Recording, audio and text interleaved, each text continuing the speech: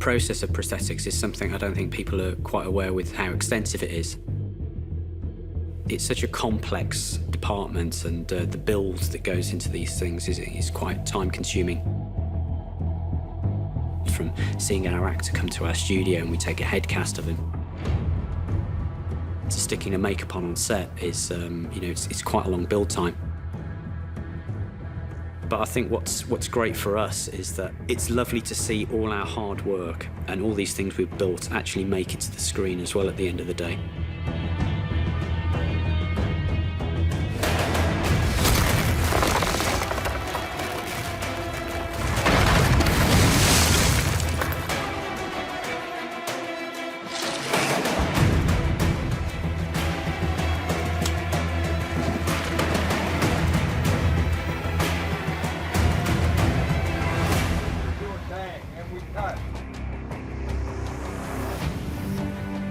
Just an average prosthetic makeup we usually say is like about 4 to 6 weeks to build.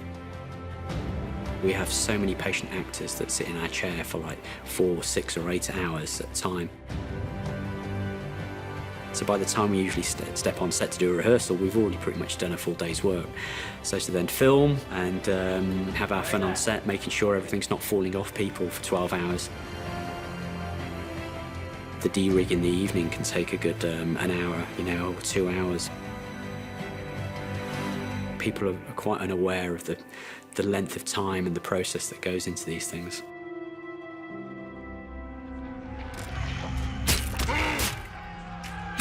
So each year it's got bigger and bigger and bigger. To the point now with season 8, we're sort of maxing numbers about the 70 or 80 mark on set. And in the workshop, we usually have a team of about 50 people. It's a big department to manage. I think we're very fortunate to have accumulated a really talented sort of pool of prosthetic people.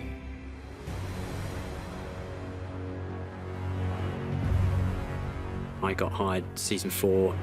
We only had 6 whites filming, and these were these green screen guys, and at the time that was a huge thing for us at the time.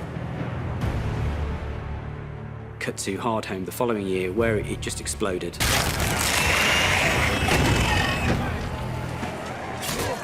We had something like about 40 to 50 prosthetic guys out there at any one time applying the whites and the white walkers.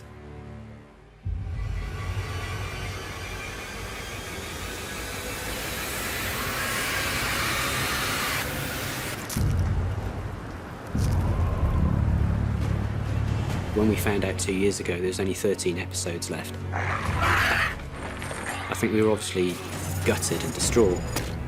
But I think it's a real testament to the guys that they stuck to the word, and they're basically finishing the franchise when it should naturally end. It's become such a huge part of our life now. I think finishing next year and moving on to other projects is really daunting. I think it's probably scary for a lot of folk because we've just become part of this incredible family.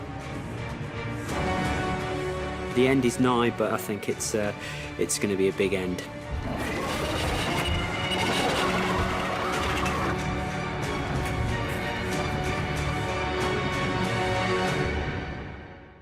Hey everybody, it's Charlie. Surprise Game of Thrones Season 8 promo from HBO. More behind the scenes stuff, a little bit of White Walkers. They mixed in a tiny bit of new footage from Season 8. It also seems like HBO has revealed the final runtimes for each of the last episodes. There are 6 episodes total during Season 8, so we'll break it all down. There's a new round of the book giveaway. All you have to do to enter is be a subscriber and leave a comment on the video. Most of this promo that we get is just them talking about primarily the White Walkers. Like, a lot of this is just the Whites, the White Walkers, and the Night King behind the scenes across the last couple of seasons and how that's changed. They're just talking about how much crazier the Army of the Dead has gotten season to season. One of the cooler things, though, about some of this behind the scenes is from way back during Season 4, Episode 4, when we were in the Lands of Always Winter, watching the Night King turn one of Craster's sons into a White Walker. This is one of those things that George R. R. Martin hasn't spent a lot of time in the books talking about yet. And one of the big differences between the books and the TV show is that in the books right now, there is no Night King in present day that they've spoken of. The closest thing that we have to a book version of the Night King is the Night's King, as in plural knights, not just singular knight, and he was the 13th Lord Commander supposedly a Stark of Winterfell, but the way George R. R. Martin has explained that version of the Night King is that he was a hero of legend that died off a long time ago. The TV show's version of the Night King is a completely different story. The history of the world, the Blood Raven, is a little bit different too, because they didn't really get into the idea of the Blood Raven on the TV show, and the Blood Raven is the Three-Eyed Raven, or becomes the Three-Eyed Raven. He was one of the many bastard sons of Aegon Targaryen IV during the Blackfyre Rebellion era. He was on the Small Council for a little while. He lived a very full life before he took the Black. Then he was at the Wall for a long time before he headed north to the Wall to answer the call of the Children of the Forest and become the Three-Eyed Raven.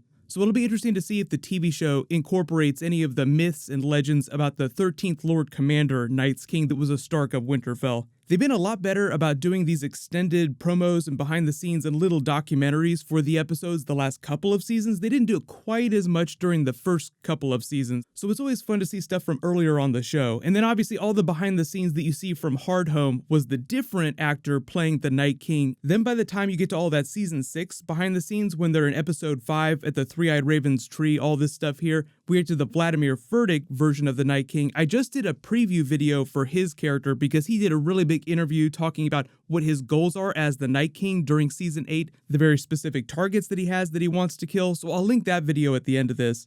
The even bigger news though, just to talk about the episode links specifically, so apparently HBO's scheduling website just revealed these. We don't have all the episode titles or episode descriptions for the later stuff, but we do know the links. They have posted that. So episode 1 is going to be 54 minutes, episode 2, 58 minutes, episode 3, 60 minutes, full hour, episode 4 is where we start to get a little bit longer, 78 minutes, episode 5 is going to be 80 minutes, and episode 6, the finale series finale, will be 80 minutes, which if that doesn't sound very long, that's about how long the season 7 finale was. So just to compare this to the episode run times for season 7, this is what they were. So even though we're getting fewer episodes, the actual total run time of season 8 is pretty close to season 7, just about 30 minutes less.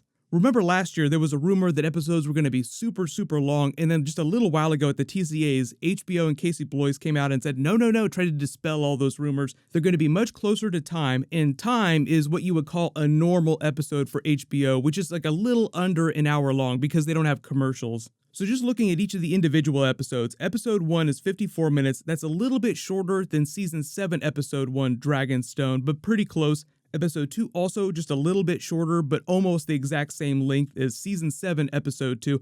Episode 3 is going to be the third battle of Winterfell. That's going to be their episode-long battle. The entire episode will just be that giant battle that we're seeing in the trailers. The closest parallel to that during season 7 is actually episode 4 in the Field of Fire, which is really just the last part of that episode. You just have to imagine an entire episode that's just that big battle with the Dothraki and the Lannisters.